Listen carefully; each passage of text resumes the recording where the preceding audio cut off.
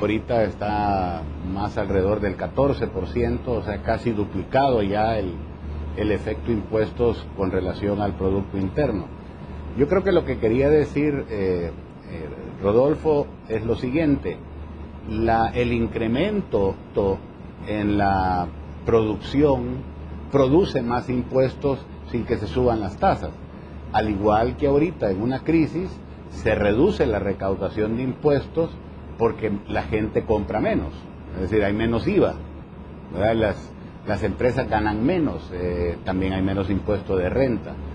Las empresas importan menos porque venden menos, hay menos ingresos en materia de impuestos aduaneros.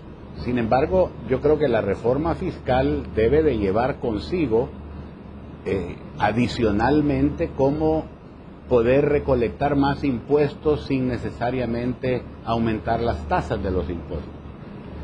Así como estamos sintiendo una crisis que hay que paliarla. Yo creo que el efecto fiscal es muy severo para nuestro país y hay que ver cómo entre todos salimos de la crisis. Pero si la reforma fiscal solo viene a pretender subir tasas, etcétera, yo creo que no va a tener un efecto importante en el país, porque no llevan las dos cosas paralelamente. Y hay que fomenten la producción. Productividad a la par de la reforma. Es decir, vaya, por ejemplo, uno dice, una empresa nueva, yo no estoy de acuerdo en las empresas actuales que tengamos beneficios fiscales porque perdemos un año.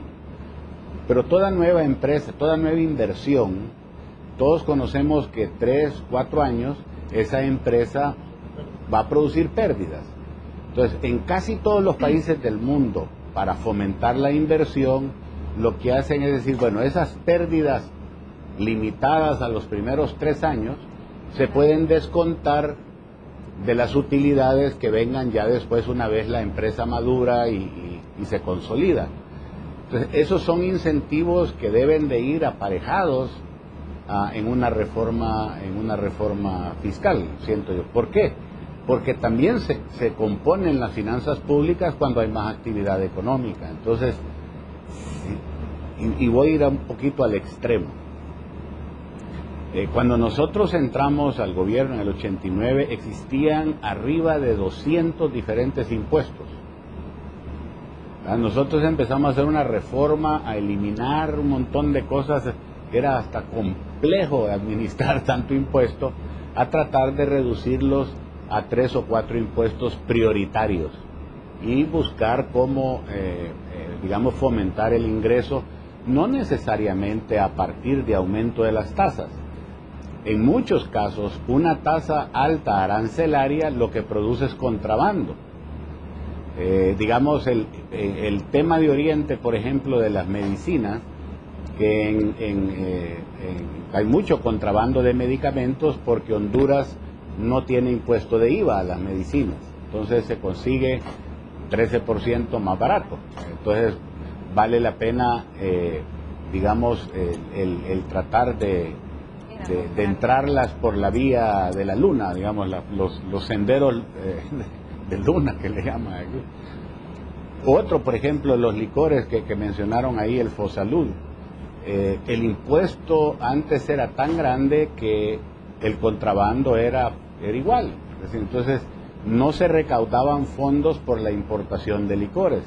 Al reducirlas a niveles aceptables, se paró el contrabando de licores y comenzaron a pagar impuestos. Entonces, a veces el incremento de tasas produce un efecto a la inversa. Entonces, yo no estoy defendiendo ahorita el tema, que no modifiquen el Fosalud, ni mucho menos. Lo que quiero decir es que yo no quisiera opinar ni empeñar votos en torno a algo que no conozco y que al verlo nos vamos a permitir sugerir, si es que no lo trae, que lleve toda esa, que sea una cosa completa, pues que no sea solo una cosa sencilla de que le quito el beneficio de la exportación. Dicho sea de paso, esa ese beneficio se da con el único fin de no tener que, digamos, eliminar el IVA a los que producen cosas no tradicionales para exportar, porque los ponemos en desventaja cuando llega el producto al país de destino y tiene que competir con algo producido ahí o algo producido en otro país. Entonces, la idea era más bien, paguen el IVA, acéptenlo como costo, y si exportan y sobre lo que exportan, les vamos a compensar esos impuestos que a ustedes les quedan como costos. Entonces, no era una cuestión solo de beneficiar las exportaciones de productos no tradicionales. Tal vez ustedes están un poco jóvenes, pero antes el café era lo que sostenía la economía, y hoy el café realmente ha pasado a ser irrelevante en materia económica en el país, la exportación de café.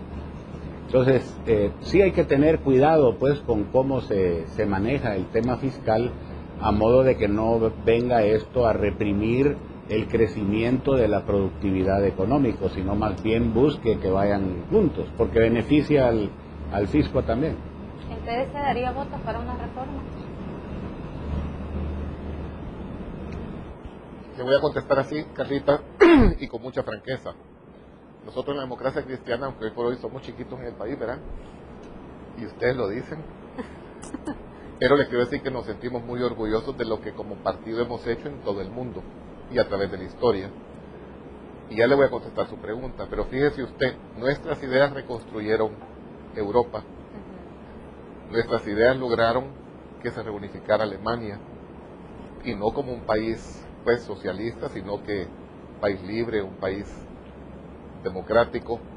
Y cuando digo esto es porque en el devenir de los años hemos aprendido que aún con los ateos, es decir, con los no creyentes, nos podemos entender.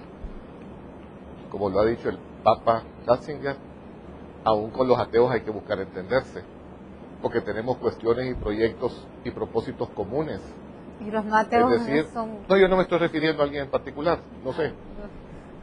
Pero el combate a la pobreza, la dignidad de la persona, el combate a la delincuencia, son valores y propósitos comunes en que los más adversos, sus pensamientos más diversos, se buscan acercar.